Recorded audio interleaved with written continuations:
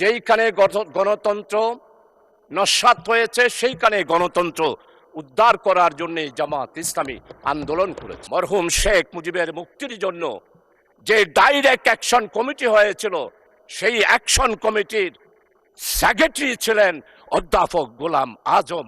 মরহুম শেখ মুজিবুর রহমানের আগরতলা ষড়যন্ত্রের মামলা থেকে মুক্তির জন্য সবচেয়ে বেশি অর্থ যোগান দিয়েছিল তৎকালীন পাকিস্তান আমলে জামাত ইসলামী। মাননীয় স্পিকার, এখন আমার মনে হচ্ছে আপনি নিরপেক্ষ নয়, আপনি শুধু জামাত ইসলামী আর মুসলমান আর ইসলামী আন্দোলনকে আঘাত করার জন্যই পার্লামেন্টে বক্তব্য রেখেছে।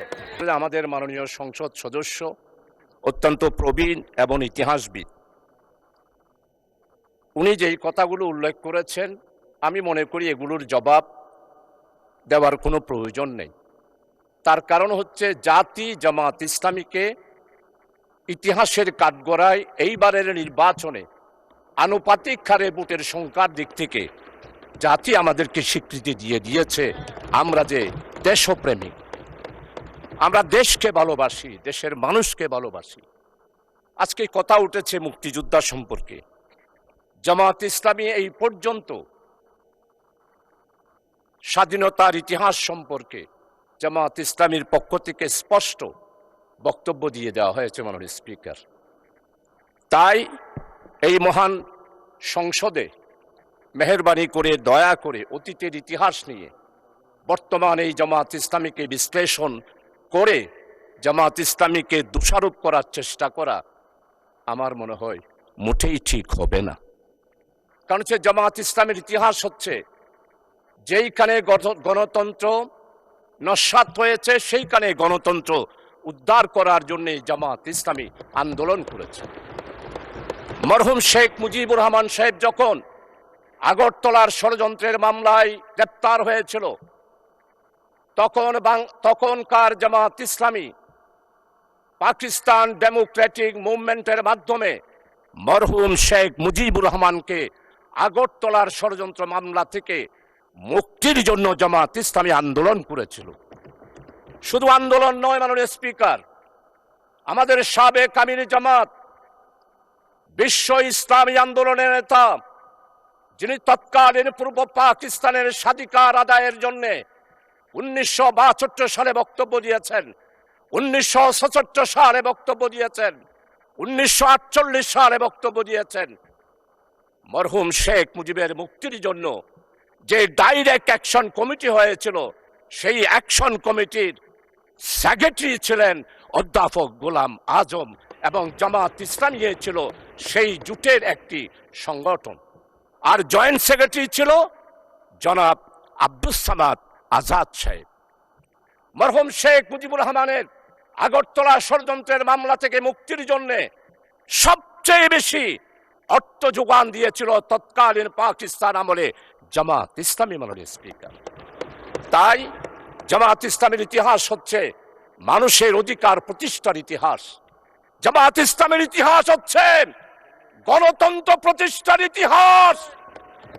জামাত ইসলামীকে আপনারা বারবার অনেক তকমা দিয়েছিলেন, কোন তকমায় জনগণ বিশ্বাস করে নাই। আপনারা বলেছেন আমরা জঙ্গি, জনগণ 12 তারিখের নির্বাচনের মাধ্যমে প্রমাণ করেছে জামাত ইসলামী জঙ্গি সংগঠন নয়, গণতান্ত্রিক নিয়মতান্ত্রিক সাংবিধানিক একটি আন্দোলন এবং সংগঠন। জামাত ইসলামীর গণতান্ত্রিক ইতিহাস অনেক সময় লাগবে।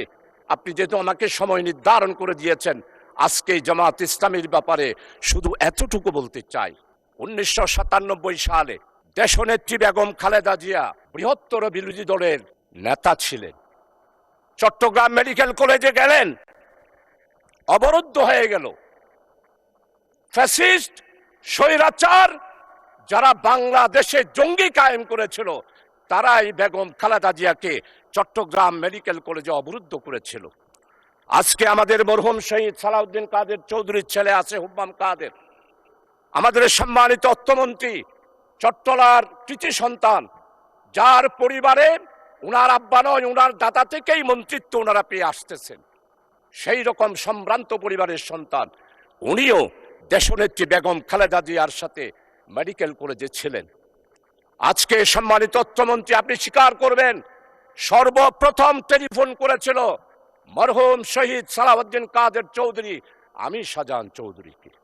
আমি তো জামাত, আমি তো শিবির, কিন্তু সেই দিন আমরা জামাত শিবিরেরা চট্টগ্রাম মেডিকেল কলেজ থেকে দেশনেত্রী বেগম খালেদা জিয়াকে সালাউদ্দিন কাদের চৌধুরীর আহ্বানে জামাত এবং শিবির সেই দিন বেগম খালেদা জিয়াকে আমরা উদ্ধার করেছিলাম।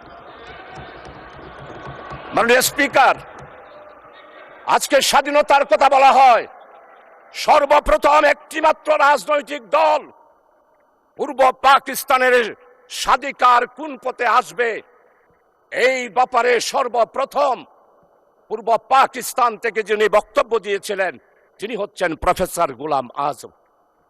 1970 সালের নির্বাচন হলো, নির্বাচনের পর সর্বপ্রথম একটি রাজনৈতিক দলের পক্ষ থেকে সমস্ত পত্রিকা সাক্ষী transfer to power Sheikh Mujibur Rahman professor Golam Azam বক্তব্য দিয়েছিলেন।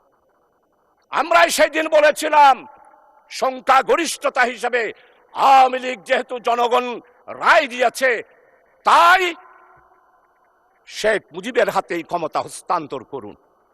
আজকে সম্মানিত আমার অত্যন্ত পরম মুরব্বী ইতিহাসবিদ, আমি ওনার ফেসবুকে সব বক্তব্য শুনি, ওনার মনের ভিতর অনেক আবেগ। 1757 সালের ইতিহাস আপনি তুলে ধরেছেন, পাল বংশের ইতিহাস তুলে ধরেছেন, কিন্তু আপনি কি ফরাজি আন্দোলন, ফকির আন্দোলন, খেলাফত আন্দোলন, ওয়াহাবি আন্দোলন, উলামায়ে কেরামদের ইতিহাস আপনি তুলে ধরেন নাই? সেই দিন আমাদের খেলাফত আন্দোলন, ওয়াহাবি আন্দোলন, ফকির আন্দোলন, মজলুন আন্দোলন, হাজী শরীয়তুল্লাহর আন্দোলন আপনি যদি তুলে ধরতেন তাহলেই মনে করতাম আপনি একজন নিরপেক্ষ ব্যক্তি। এখন আমার মনে হচ্ছে আপনি নিরপেক্ষ নয়, আপনি শুধু জামাত ইসলামিয়ার মুসলমান আর ইসলামী আন্দোলনকে আঘাত করার জন্যই পার্লামেন্টে বক্তব্য রেখেছে। আমার নেতা, আমাদের অপোজিশনের লিডার, উনি মুক্তিযোদ্ধার পরিবারের সন্তান, শহীদ পরিবারের সন্তান, এটার উপরও আপনি আঘাত করেছেন। আপনার মনের বেদনা আমরা বুঝতে পারি।